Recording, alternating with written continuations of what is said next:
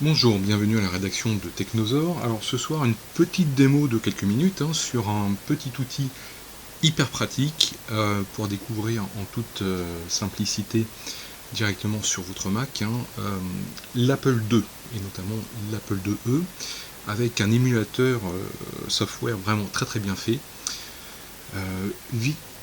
Virtual 2. Alors Virtual 2 c'est vraiment un émulateur, donc au niveau disquette, on peut même aussi simuler un certain nombre de cartes, notamment des cartes CPM, même des périphériques et le support cassette. Alors son utilisation est très simple. D'ailleurs, une version est sortie il y a quelques jours, en mettant à jour effectivement un certain nombre de fonctionnalités, notamment un montage automatique de fichiers entre guillemets zippés, donc des fichiers archives. Donc pour démarrer en fait son Apple II, donc on ouvre l'application, on va chercher effectivement les disquettes. Donc là c'est le jeu Avenger, mais on peut en choisir un autre, aucun problème. Mettons Alice au pays des merveilles. Voilà, donc là automatiquement il va charger la disquette comme sur un vrai émulateur, enfin une vraie machine. Voilà, donc on voit que ça fonctionne, aucun problème.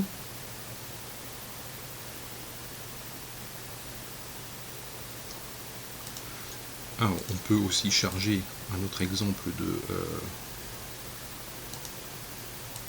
de disquette. Là c'est super pratique parce que c'est un petit outil de recherche qui est directement intégré en fait. Donc ça c'est pas mal pour éviter de perdre du temps, surtout s'il va récupérer des centaines de binaires.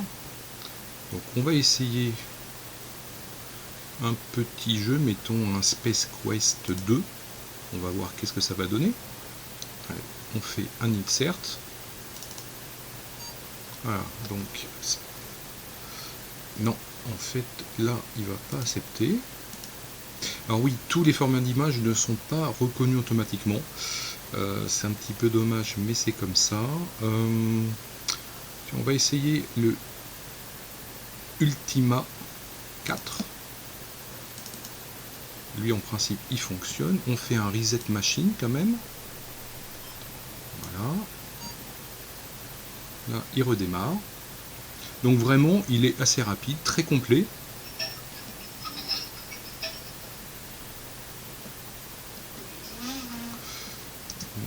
Voilà, donc là il charge tranquillement le jeu.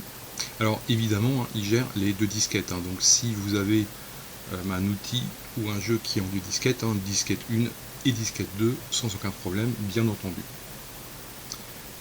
Alors vous pouvez utiliser effectivement plusieurs types de versions. Donc là c'est la version d'évaluation, mais vous pouvez aussi acheter la licence qui coûte une trentaine ou quarantaine d'euros. Voilà, parce que si vous ne le faites pas, en fait la version d'évaluation va s'arrêter 1 minute toutes les 10 minutes.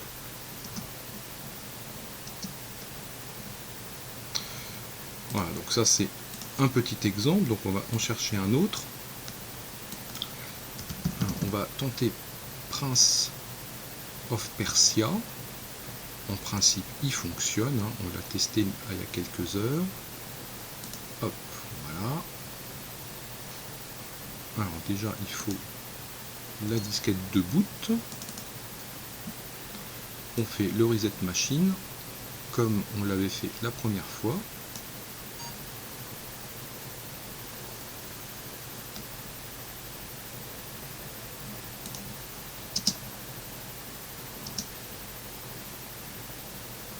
Alors vous pouvez aussi alterner entre le monochrome et le couleur.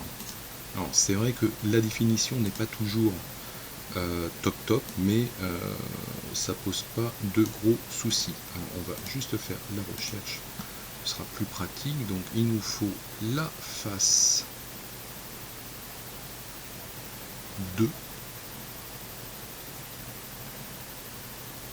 Hop, voilà. C'est celle-ci.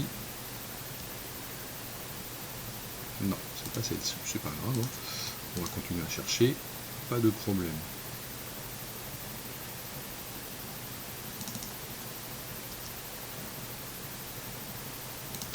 Alors, on va faire plus simple. Hop. Alors, Prince of Persia, de toute façon, on l'a récupéré ici.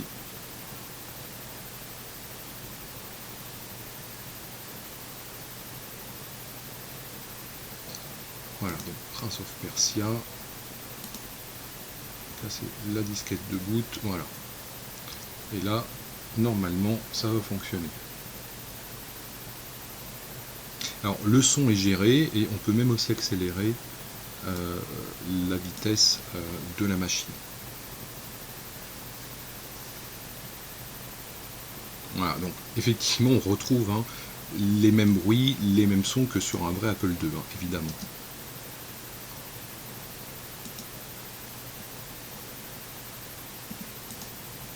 Et ça, c'est vraiment assez appréciable, je vous l'accorde. Voilà. Un beau Prince of Persia. Donc, si vous voulez tester effectivement un Apple II, un Apple IIe, hein, franchement, allez-y. Donc, c'est l'émulateur virtuel 2, et franchement, ça vaut le coup, même pour le tester, c'est vraiment pas mal.